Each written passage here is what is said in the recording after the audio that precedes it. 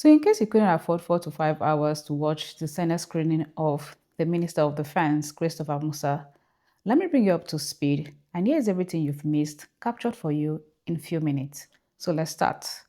On the floor of the Senate President Godswill Akpabio admitted that this was by far the longest and most intense screening they have seen since 1999. The mood was completely different. Bow and go, blocked completely. At one point, Senator Sani Musa moved that, as a former CDS, Christopher Musa should simply take a bow and go. The chamber erupted. Senators shouted him down. Akpabio rose and shut it down instantly. He said, "This is not a time for politics of bow and go. Even Donald Trump is on our neck." For the first time, Akpabio's Senate stood on business. From that moment forward, the Senate stopped being a ceremony and got into real business, real work. So, Akpabio raised one of the most disturbing revelations. He said students were literally made to rehearse what to do if kidnappers came, and after that, they were being kidnapped. He asked a necessary question: who gave the orders that left those schools vulnerable, including the reported withdrawal of security? The Senate made it clear this is now under active investigation, not talk as usual.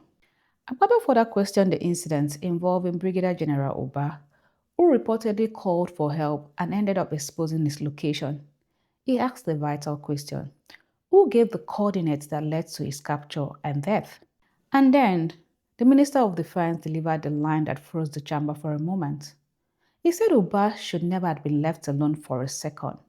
He stated clearly that, as a brigadier commander, Oba should have been with his troops, not isolated, and promised a full investigation into how such a high-ranking officer was left exposed enough to be ambushed and killed.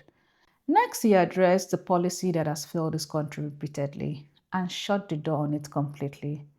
Musa drew a firm line: no negotiation with terrorists, no reabsorption of repentant terrorists into communities like nothing happened. He warned that ransom and soft treatment only recycle violence. They bring money back for more guns, more bikes, and more network. So the era of do bad, drop gun, come back is something completely rejected. And the Senate aligned with this. They reinforced their push to affirm this: treat kidnapping as terrorism, enforce capital punishment for kidnappers and financiers.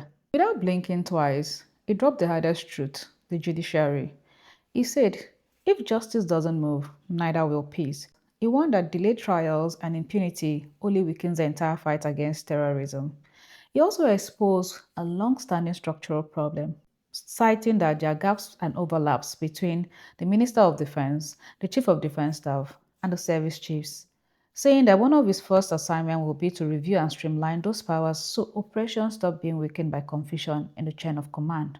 He now moved us to the physics of security: kinetic and not kinetic, and shared responsibility. So what does this mean? Kinetic action in the military terms means such actions like guns, raids, operation, which they say takes 30% of the solution, and the non-kinetic action, which is shared responsibility between you, the community, the people, takes 70%. Is that the state and local government has the responsibility towards this? Community intelligence is very important. Economic and social conditions must be factored in. He made it clear that the governors and local authorities can't sit back and dump everything on the military. And so, this takes me to the aspect I want you to pause for a second. I spoke about selective resources allocation in one of my earlier videos, and just then the former CDS is supporting that as the backbone of insecurity. He spoke on illegal mining. The former CDS linked illegal mining directly to insecurity, saying proceeds from mining sites are helping to fund terror and banditry. He promised a total crack on illegal mining and other activities that feed criminal networks. And then he spoke on scattered data. How do you count a population you don't know? He said Nigeria cannot continue to have scattered identity.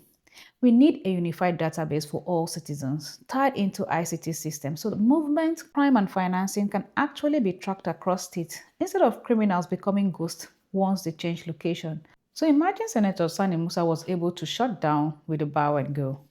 Would we have heard his firm stance against reabsorbing so-called repentant fighters? Would we have gotten clarity on troop withdrawals, illegal mining, and safe school failures, or how students were asked to rehearse for kidnappers instead of morning assembly? Would we have gotten his plan for unified database to track criminals?